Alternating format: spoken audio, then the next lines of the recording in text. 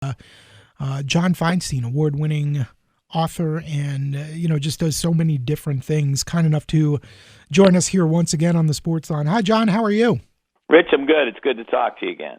Good to talk to you as well. I'd like to introduce you once again to my new co-host, Dennis Carter of WSET fame, and excited to have him. And we're excited to talk some sports with you. What sports are currently being played? It's a really surreal time for all of us, and I know you're included in that. Yeah, I think we're all the same that way, aren't we, Rich? It feels strange to be watching the NHL and NBA playoffs in the middle of August, especially with so many games being played in the daytime. Not that I'm against that. In fact, I'm very much for that more often than not. But it does feel strange, and it is nice to have baseball back to watch at night, even though it's clearly a truncated season and 7-inning doubleheaders and teams missing all the games they've missed, particularly the Cardinals and the Marlins and the Phillies because of issues with COVID-19. It is a surreal time, I think, for all of us, and none of us really knows what's going to come next and what the football season will look like, pro and college, what basketball season will look like, which is a major concern to me, particularly college basketball, as you well know. Mm-hmm. So it's what I say to people when they say, well, what do you think is going to happen? My answer is, I have no idea, and neither does anybody else. Right. Right. It's funny. We talk about, who do we want to get on the show to talk about these different things? And it's like, well, let's get some people with some credibility. And we understand that they probably don't know any more than anybody else, but, at least people listen to them, right? I mean, it's certainly a crazy time. And, I guess college football is the one now where everybody's sitting there wondering what's going to happen. And, I think just the really surreal part of that is if we have some conferences play, but others maybe wait to the spring, this could be a really messed up deal where, you've got teams in the same sport not even doing the same thing, which, would be, again, a first. Yeah, well, and some of that, of course, gets back to the complete lack of leadership in the NCAA, Rich. And Mike Krzyzewski, among others, has been saying for a long time now that the NCAA needs to be broken up, that you need to have a football division, a men's basketball division, and a non-revenue sports division, and each should have a commissioner.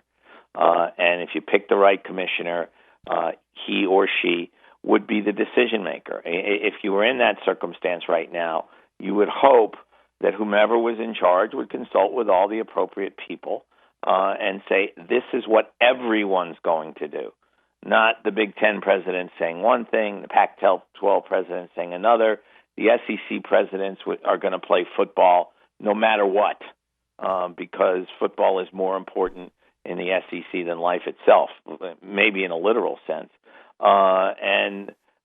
So that's what we're seeing because there is no leadership, centralized leadership in football. Now in basketball, at least you've got Dan Gavitt, who runs the NCAA tournament for the NCAA, has formed this adjunct committee of coaches, Izzo and Roy Williams and Krzyzewski and Mike Bray and Jim Boeheim, guys who've been around, guys who have a lot of experience, to discuss what the best way is to approach this. So there is a unified approach when we get to basketball. Do we all start in November? Do we all wait till January? Do we try to play part of the season in bubbles because it appears likely that many schools will still be doing distance learning this winter?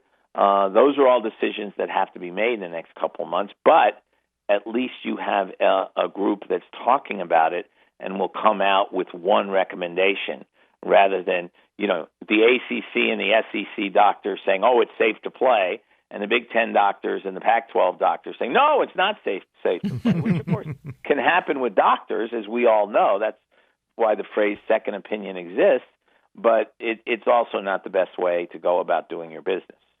Hey, John, it's Dennis. We appreciate you being on the show today. What do you make of Nick Saban's comments today likening spring football to JV football? He's not a big fan of postponing the season to the spring. Of course, right now he's scheduled to play in the fall, along with the ACC and the Big 12. But Nick, not a big fan of spring football by any stretch of the imagination. Well, Dennis, remember what I said about the SEC. Yep. But one thing I would say is, if you go ahead and, let's say hypothetically, the Big Ten and the Pac-12 decide they're going to play some kind of spring football season so they can make their TV money, which is the only reason you do that. So then you'd have players playing, in January, February, March, or February, March, April, whatever it might be, and then coming back for summer practice to start next season 3 months later. One of the things about football is that you need time for your body to recover at the end of a game, at the end of a week, at the end of a season. If you give college athletes, these aren't pros, no matter what anybody says, a 3-month off season with no spring practice to prepare in any way, just as they had no spring practice this year, I think it's potentially dangerous. And so there are certainly downsides to the notion of trying to play in the spring and then come back and play the next fall. I agree with that. But there are also downsides to playing now with the COVID still pretty much raging in our country. And everybody keeps thinking we're going to wake up one morning and it's all going to be better. Well, that hasn't happened. It was February 26th when Donald Trump said this will all be over in a few days. Now, his definition of a few days is clearly different from mine. So I hear what Nick Saban is saying, and obviously football, we think of football as a fall sport. I get that, but the flip side of it, of course, is the potential danger in going ahead and playing. Do you think that players, like a lot of them, are arguing, and, I think there's certainly some merit to what they're saying, but that they may be safer playing within the confines of a football program rather than just being, kicked out to, the general population of a campus, and being under the supervision of coaching staffs and doctors and medical, professionals? Well, Rich, if you're talking about the idea of keeping players in some kind of an on-campus bubble and segregating them from the rest of the student body, if the rest of the student body is on campus, which may or may not be the case, it's going to be awfully hard for North Carolina to keep all their students on campus, isn't it, at this point after their latest outbreak? But in a health way, yeah, I can buy that. But if you're going to continue to allege that these are students playing football, as the NCAA constantly does with the hypocritical phrase student-athlete, then how can you say we're going to separate them from the rest of the student body? I get it from a safety standpoint. Of course it's safer to put people in a bubble. We've seen that it's worked for the NBA, it's worked for the NHL, MLS, the Women's Soccer League, WNBA. But those are professional leagues. Those are professional athletes. It's different than if you're going to try to continue to make any kind of case that these are college athletes. So, excuse me, I'm sorry. I do understand, though, players wanting to play. Look, they're athletes, they're competitors. They want to play. And if they didn't want to play, then something would be wrong with them as athletes. So I get the notion we want to play. I get the notion that they're saying, let us be in a bubble so we'll be safer. I get all that. I just don't know if you can do that and continue to even try to go forward with this notion that these are really students. Because let's be honest, many of them aren't. They're football players. Mm-hmm. Nothing wrong with being a football player, but that's what they are. John, if we do have college football in the fall, of course we have basketball after that. You hear people say basketball is going to be even more troubling from a health concern than football in the open air, because basketball, you're in the confines of a gymnasium with 20,000 people. How do you feel about that? Is basketball going to be tougher to pull off at this point than football? Again, I wish I could answer that, but I'm not a doctor. And again, you hear varying opinions from doctors. I don't think we're going to see too many games played in front of 20,000 people. I think if and when we have basketball, it'll either be in empty gyms or in gyms with 20-25% capacity where people can safely social distance during the course of a game. Basketball is a contact sport, just as football is. So there are going to be potential issues, and there are going to be positive tests, just as there are going to be in football, just as there have been in baseball, which is not really a contact sport. So I don't think there's a simple answer. I think what you do is you set up the best possible scenario you can to try to play and to try to keep everybody safe. Now, maybe for example, I know the America East is considering the possibility of a schedule where the 5 teams that are in the South in the league and the 5 teams that are more northern will play each other home and home in January, because those would be bus trips. Then, because obviously UMBC can't travel to Maine and vice versa, then in February you put all 10 teams into a bubble somewhere and let them play their remaining 10 games. And that way you get through a conference season. Those are the kinds of proposals that are on the table around the country. And I do think we're going to see basketball in some form. It might be an 18-game regular season. It might be 22. But we will see it because the schools literally cannot afford to not have an NCAA tournament again this year. And that's what this committee has been talking about for the last couple of months. How do we set up a season that'll be as safe as possible and that will allow us to play an NCAA tournament? Because they can't afford to lose that TV money again. Award-winning author John Feinstein, our guest on the Sportsline right now. And obviously, COVID in sports and when we're going to play again is dominating the headlines and, dominating what everybody's talking about. But one of the things that I think, has kind of slid under the radar a little bit for a lot of sports fans, specifically in this area, who care about the Redskins, is the fact that Alex... Yep. He slipped. Where's the beep button? Put $1 in the pot. Can I blame Jamie for not beeping that out? I'm sorry, the football team. Well, you'd be like Dan Snyder if you blamed Jamie, because Dan Snyder always blames someone else. I guess that's one of the things we have in common. But where I was going was the return of Alex Smith and the fact that he's been cleared to play football. And I know that he was one of the quarterbacks that were featured in one of your recent books, Quarterback. And, and I know what kind of relationship you develop with the people that you write about. And, just an unbelievable story that, again, may be sliding under the radar a little bit, but certainly, is worth mentioning and paying some attention to. Well, it's certainly getting a lot of attention here in Washington because it's about the only good news that the football team here has had in the last really couple of years, almost dating back to the day Alex was injured, because they were 6-3 in 2018, the day that he got hurt. And, I did get to know Alex very well when I was working on quarterback. He was quarterbacking the Chiefs at the time, and just a really terrific guy. Just the kind of guy you'd like to be friends with, and was a great subject for me as a reporter. And I was actually watching the game on that afternoon when he got hurt. I don't usually watch the Washington football team play because I don't have a lot of empathy for them.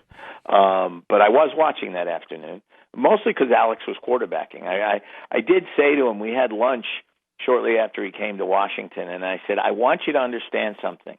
I hope you throw for 400 yards and 4 touchdowns every week and you go 0-16. and he looked at me and he said, I forgot, you don't exactly love Dan Snyder, do you? I said, no, not exactly. But when the injury happened, I don't know if you guys were watching or not, apparently CBS only replayed it once, to their credit.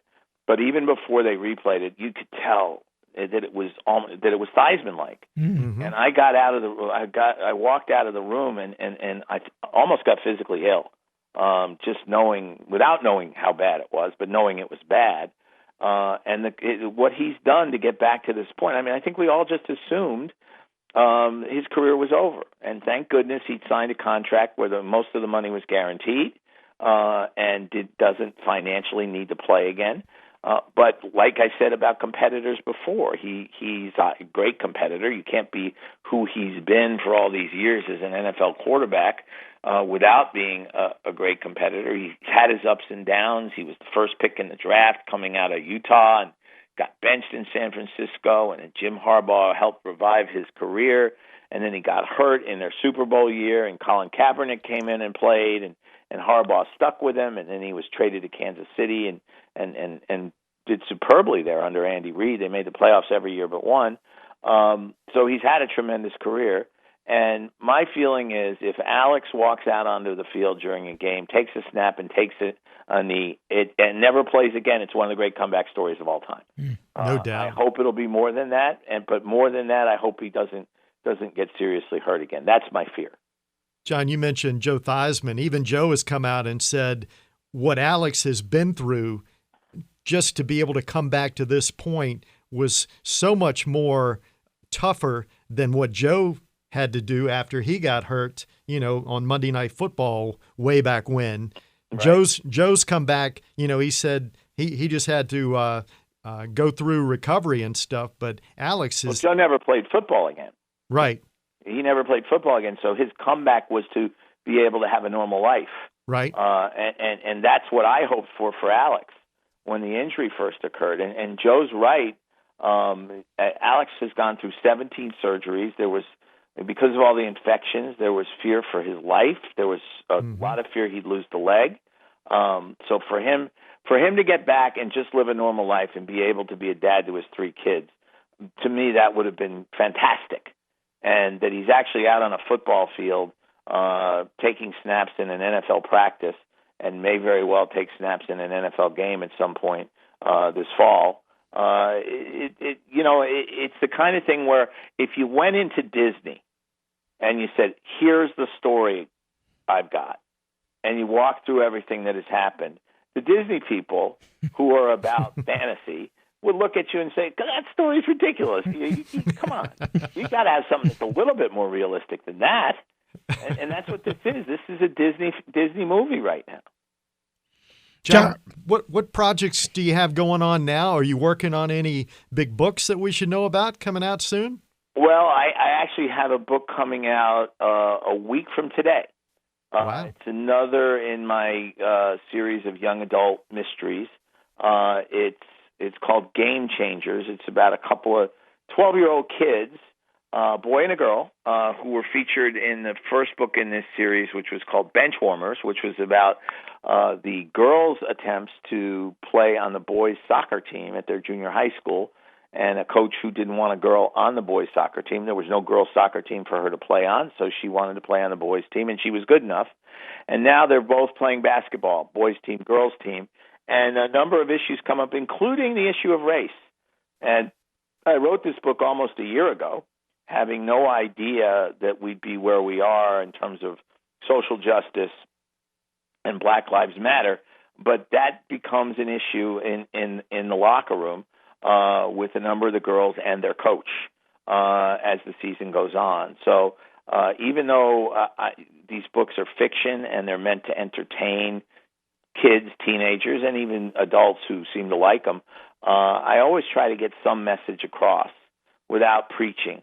And I think Game Changers does that. And connected to that, I've been working all year on a book about race in sports, nonfiction, because I've always felt it was the elephant in the room in both sports and our society, whether you're talking about what happened with Colin Kaepernick, the anthem protests, the whole Lamar Jackson situation where he was told he should change positions, and then going back to the 60s and 70s where black quarterbacks were told, you're not smart enough to be an NFL quarterback. Warren Moon, who's in the Hall of Fame, I talked to him the other day at great length, had to play in the Canadian Football League for 6 years because he went undrafted coming out of the University of Washington, and he didn't want to change positions. James Harris, who was the first African-American to play quarterback as a starter for any extended period of time went through the same thing coming out of Grambling.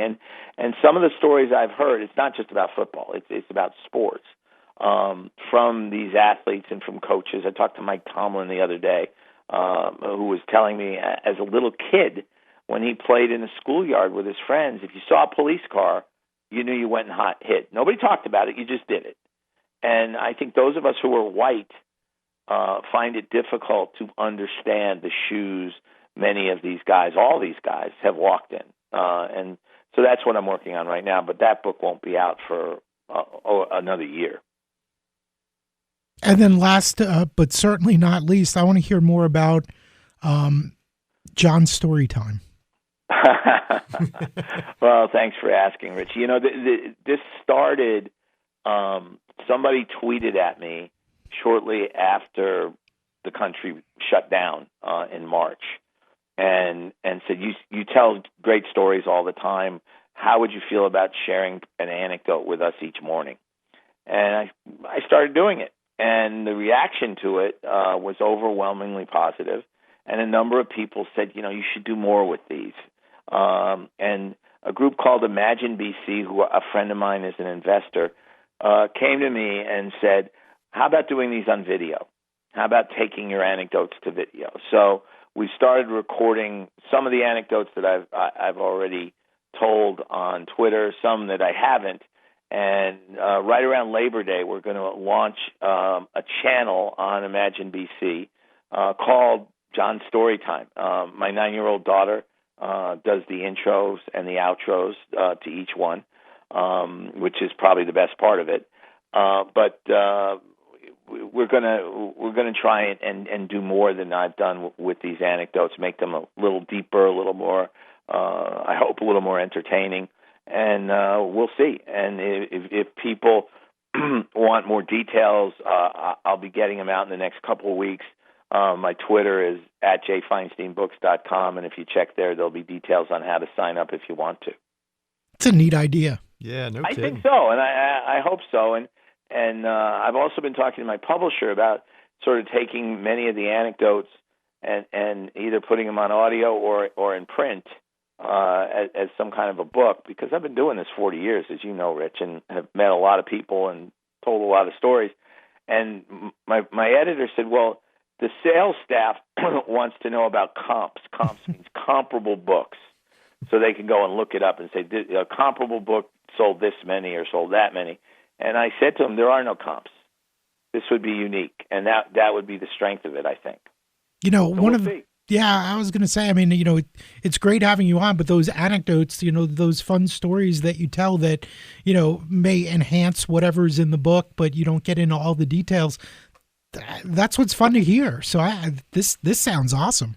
Well, I hope so. I really hope so, Rich. And the anecdotes have been fun to do, although being as technologically challenged as I am, it's been difficult to line them up, 1, 2, 3, 4, or 1, 2, 3 every morning. With the video, I've got a friend who's producing them for me, doing all the technological stuff, so all I have to do is talk.